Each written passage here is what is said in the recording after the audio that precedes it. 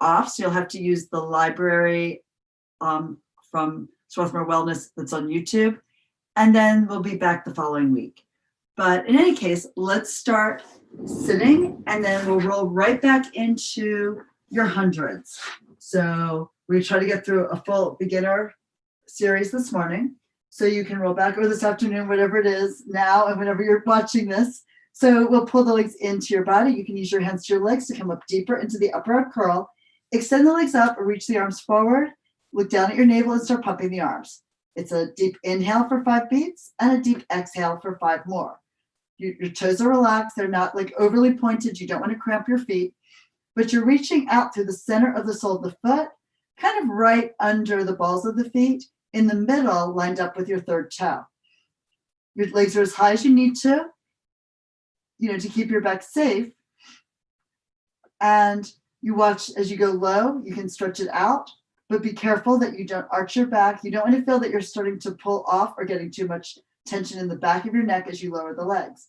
Also, there's always the option to bend the knees in as you start to tire, or to extend the legs forward and out as you start to warm up.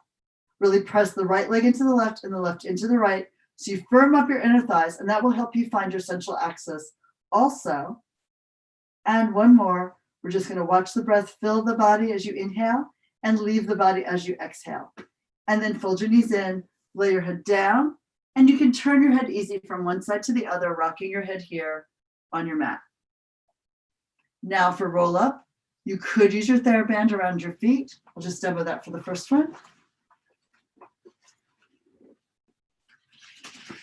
So you can stretch the legs forward, come on up, and then bend the elbows and dive forward, rounding your back, curving it. You bend your knees if your hamstrings are tight. And then as you roll back, you curl the tail forward, you reach out through your feet, push the band away from you.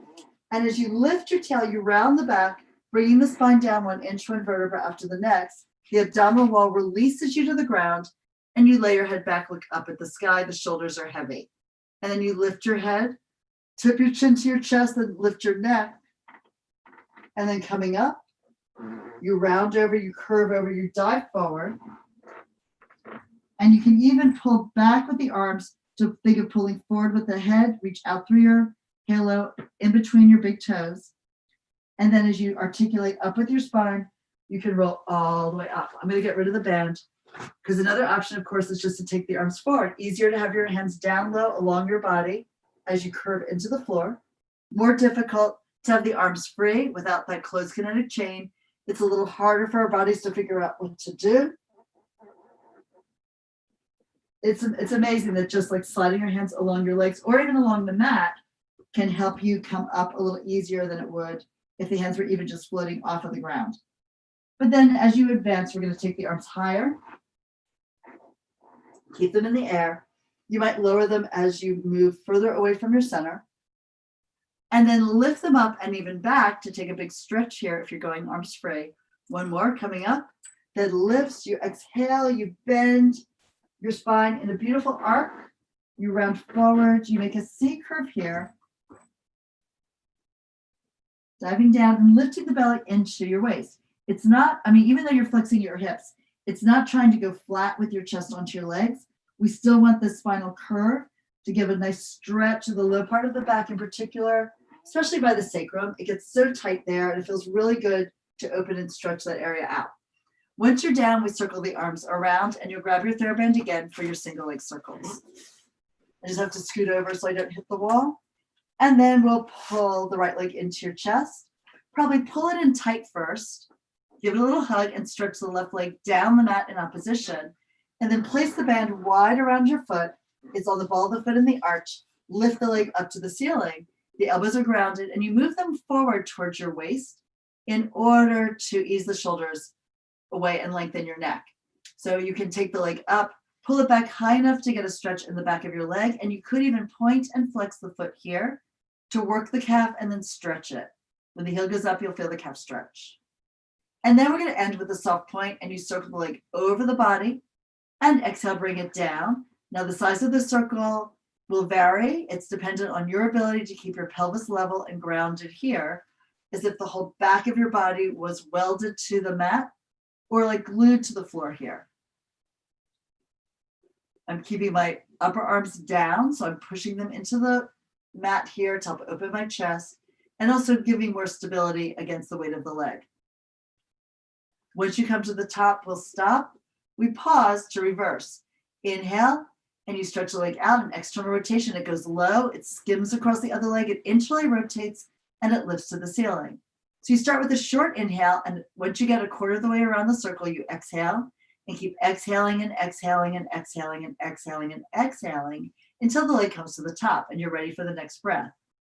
The point of the long exhale is twofold, right? One is that we want to calm the nervous system down with that longer exhalation. It's a good thing to remember right now, during a pandemic.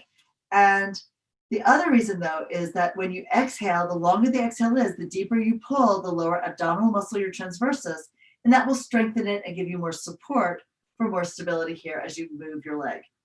Once you bring the leg up, we're doing a little stretch. We take both ends of the band in the right hand. You open the leg externally and out to the side.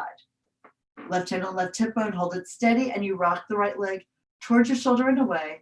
Just a gentle pulse, nothing violent, nothing crazy. And then exhale, pick the leg up to the ceiling, switch hands, extend the right hand out, look at it, and you cross the leg over, lifting hip, waist, and ribs, but keeping the shoulder blade down. From this point, you stretch the leg. Again, if your hamstrings are tight, it's okay to bend the knee. But whichever way you're doing that, you rotate the leg internally so the thigh spins to turn the knee and the toes down to the floor.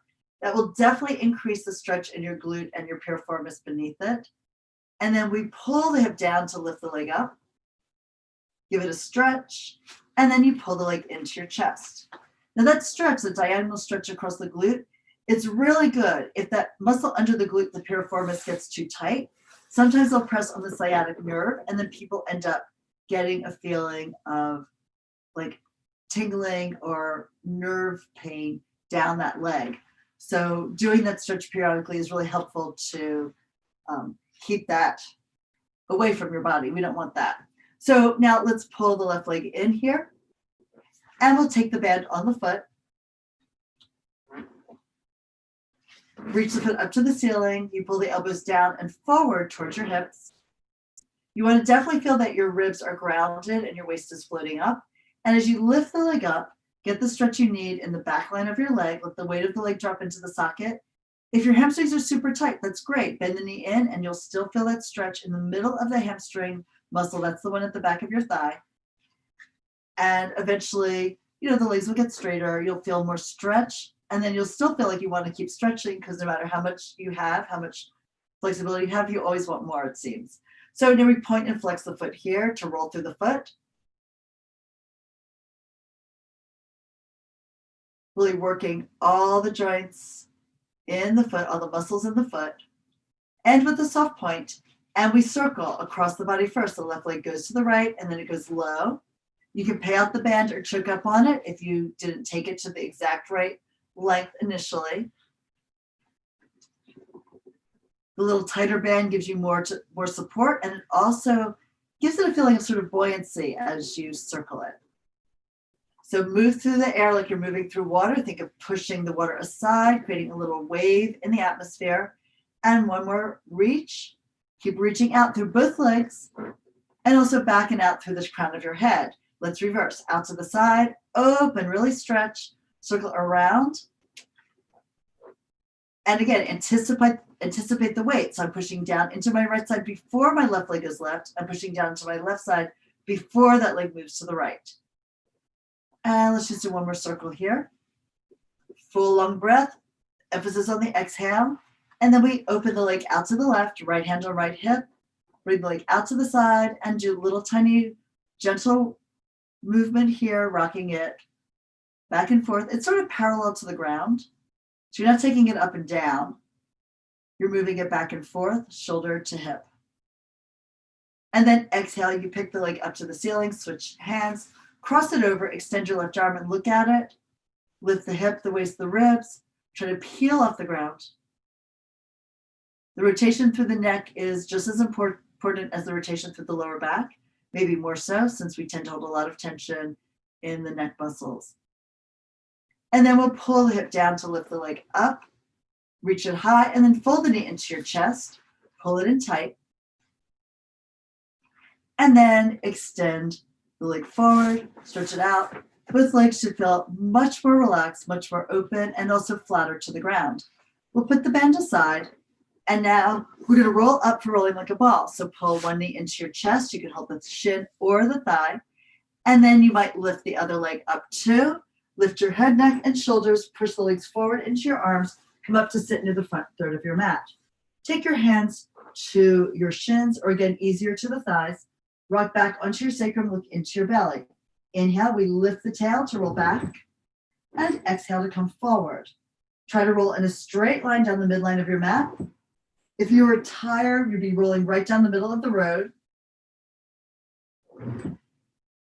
I guess if you were bowling, you'd be trying to go down the middle of the aisle too, right? So let's roll here. Just prevent yourself from letting the head fall back onto the mat. You don't want to slam your head into the mat. The other thing is that you want to keep your chin down so that because your neck is curved, the rest of your spine is also curving more easily into flexion. One more. And then from here, we're rolling back into the first of the ab series. There's 5. Today, we're just doing the first one. Right hand to right ankle, left hand to the right knee. Roll back and try to resist falling into the ground. Work your way down by pushing out with the legs and up with your leg into your hands. Now inhale, we switch. The legs move like pistons. One goes forward, one pulls back. And you press your hands down firmly onto the leg as you lift the leg into your arms. That will activate your arms and also help you find the connection into your upper abdominals. You'll feel it if you just like lightly touch and don't really connect. Everything sort of lets go and it's harder to hold that upper ab curl. So we switch. You find that deep connection to your abdominals. You're sliding your sternum towards the navel, and the legs are only, of course, at a level that works for your back. You can pull the knee in as tight as you want to and feel the oppositional reach of the other leg out in space. We're just going to do one more set here, keeping the legs moving straight out from the socket, and then pull both knees in, lay your head down, and then we're rocking forward and up again. So I could, again, just take hold of one leg, lift the other leg out, and then coming up chin to chest and exhale, rounding forward for a spine stretch. We'll open the legs. If your back line is tight, it could be low back, it could be hamstrings, usually hamstrings, but you would elevate your hips to sit upright on a yoga block, on some books, on a cushion, whatever you have. And here the arms extend parallel to the ground. Press the arms down and lift the heart. You're winding across the collarbone so the shoulders are relaxed. Look down and you dive forward. The head moves forward into the space in front of you, leading the neck and then the upper back, the mid back, and the low back as you dive over the space here between your legs. Reach out long with your fingers out by your feet. You can bend the knees again, and then you press through your legs and you lift to come up. Come all the way up. The gaze is down until the end. You lift the gaze to the horizon at the end, and then you look down. Move the neck first. That really pulls it. It's important to get mobility in every inch of the spine, because if you start moving in big chunks or like, multiple vertebrae together, you're not going to get the same mobility. You're not going to get the spinal articulation that gives you that fluid-free movement through not just your Pilates work, but also in your everyday movements. And then we breathe out. It's a long exhale to go forward and down. Reaching out here, stretching. And then stack the body, come upright.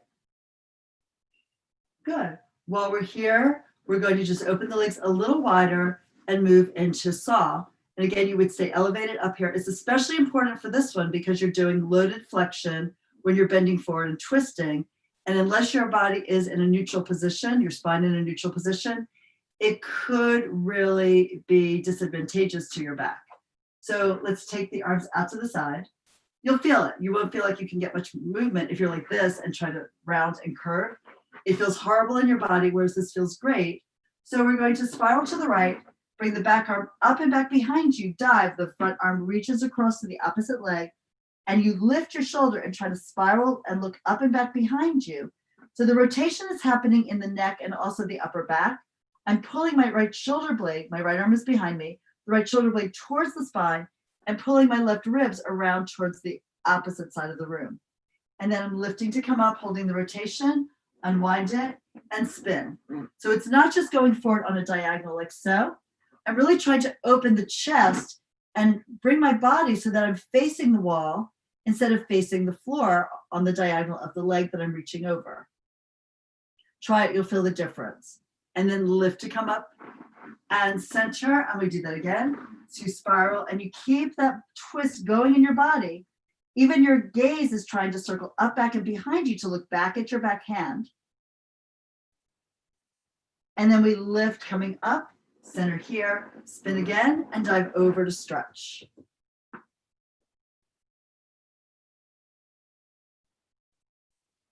Now it's also important to keep the pelvis grounded, so both hips are heavy into the mat. We're going to lift coming up. And it's very easy to, as you twist to the right and dive over, a lot of times people forget to really anchor down through their left glute, and they just tip over all the way to the side because they can reach further. But you'll get more diagonal stretch in the back if you really keep the left sits bone anchored into the floor while you stretch and reach to your right. Coming up right here, center, and one more, going over. This is a major rotation for your torso, for your spine, even including up into the neck. So be sure you're working the neck into rotation too, and not just the lower part of your back. Coming upright, center, and lower the arms down. We're going onto our side for some side kicks. I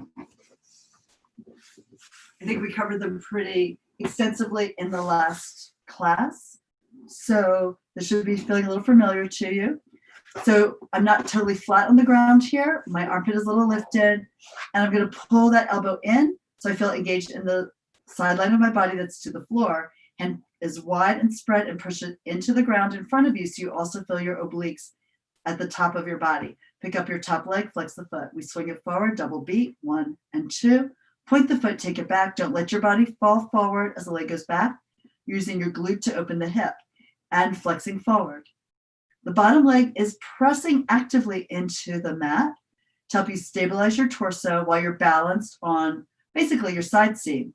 It's much harder to balance here with the weight going forward and back because you don't have a lot of surface area to the mat. Let's do one more. As you reach forward with the leg, you're reaching back through your sits bone. You're trying not to shorten your waist, but really work from your hip socket here and not from up at your waistline. And come back to center to lower the leg. Pick up the leg, and we rotate it internally and externally. Again, you're working right from the hip socket here. It's in that crease between pelvis and leg. We're going to end with the external rotation, toe and knees point up, lower the foot, and then point, kick the leg high, flex the foot, and bring it down long. Point to go up, flex to go down. One more like that. And then we reverse, flexing up, point, reach it long, flex, lift, and point, press it away. One more. Développé, you bend the knee, you slide the foot in, knee up, extend the leg, flex and press it down. Sometimes if you have like a knee issue, you skip this one. But if it feels fine in your knee, it's a great exercise for flexibility and strength. Press down, lift, point the foot, bend the knee, and stretch it out and long, reach it out. It's easier on balance though, because the leg is pretty much in the same line as your body is generally, so you don't have to fight for your balance. And now small circles, circling the leg here. Keep it up at hip height and draw small circles the size of an orange or maybe a baseball. Depends on your favorite frame of reference, I guess. And then reverse, circling, reaching out through the center of the foot like you're trying to draw a circle on the wall on the far side of the room. And then we lower the leg, rond de jambe. It's a bigger circle. You bring the leg forward, rotate it up, circle back, around, and through center. This one is one of the hardest ones to keep your balance during because the weight of the leg really reaches away from you. And particularly if you're tight in the hips, there'll be a big tendency to lean your chest forward. Fight it, because unless you keep the body stable, you're not going to get the hip opening that you're looking for. And you're not going to get the work in your core that you also want. Now let's reverse. Take it back, lift it forward and around. You sweep it back, you pull long with the head, reach out through your tail, reach out through your standing leg, and of course, reach out through the leg that's working, the one that's in the air. Make yourself as long as possible, and that will help your stability. All right, beautiful. So now we're on to the stomach here. There's more in the series, but that's a good start. Overlap your hands under your forehead, and we'll lift the legs from your glutes and clap. You're trying to work from the outer thighs and the inner thighs, the upper thighs, in order to open and close the heels. And then lift the legs a little higher, lower them down. Child's pose. Push off the ground, round your spine, curve it, dive forward. You can drop the head. If you need more hip opening, the knees open wide, and you drop your belly and your chest down between them. If, on the other hand, you want to round your low back, you really stretch out that sacral area, you pull your legs together and you dive there. In either case, or you try both, you can stack the spine from the bottom to the top, and then we do the other side. So you slide yourself down your mat and lay down on your side. Check to be sure you're not going to hit anything behind you.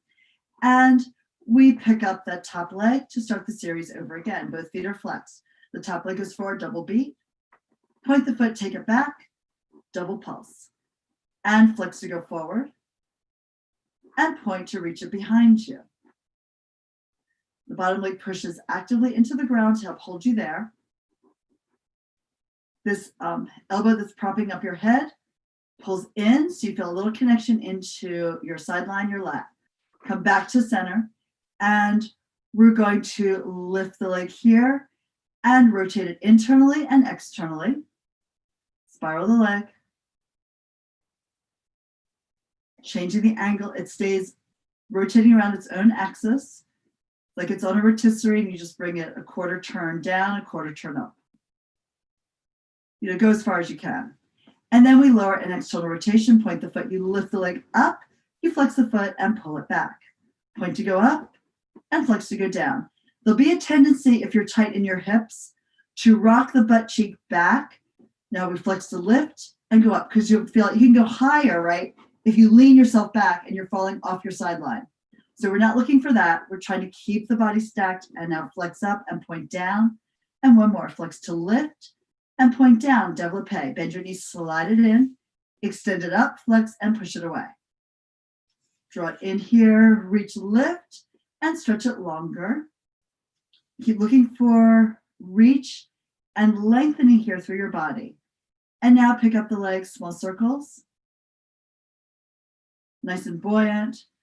Feel that you're going back and down equally, with equal energy, to the forward and up. And don't let this movement rock your body. Let's reverse the circles. So your goal is to stay stable no matter what's going on with your legs. And then we'll lower the leg down, rond de jambe, big circles. We come forward, we rotate up, back, away, and then back through center. So that beautiful arc in the air. Complete the circle. You're rotating the leg as you move it in that circular path. Right, so I start to rotate the knee down in order to bring it neutrally across here. The knee's pointing straight forward. Now as I lift it, the knee points up, and then the knee starts to point forward, and then it points down a little bit, and then it's back to forward to come through center. Let's bring it back. Take it open, lift, circle around, forward and in. And that rotation, it's really important because it allows the femur head to fit better into the socket, and it's really fits with the design of the joint. If you tried to keep the leg in parallel, you could circle, but it just wouldn't feel as good and you wouldn't get the same range.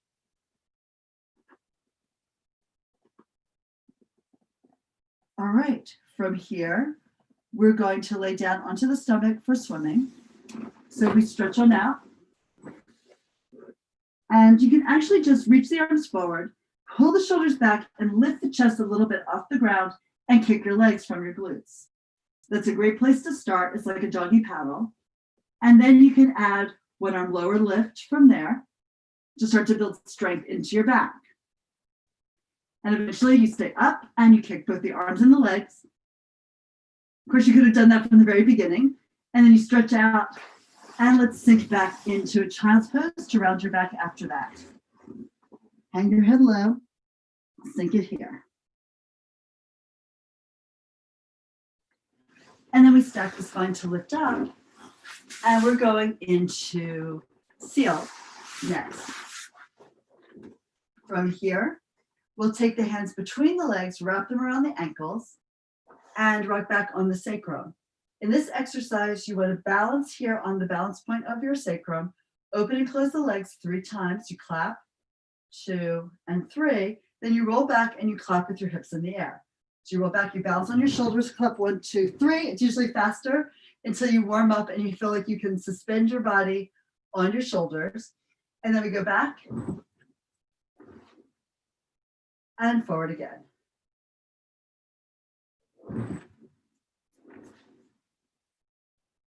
Yeah, a lot of the rolling exercises, the first one is a little rocky. It doesn't always look like your best one.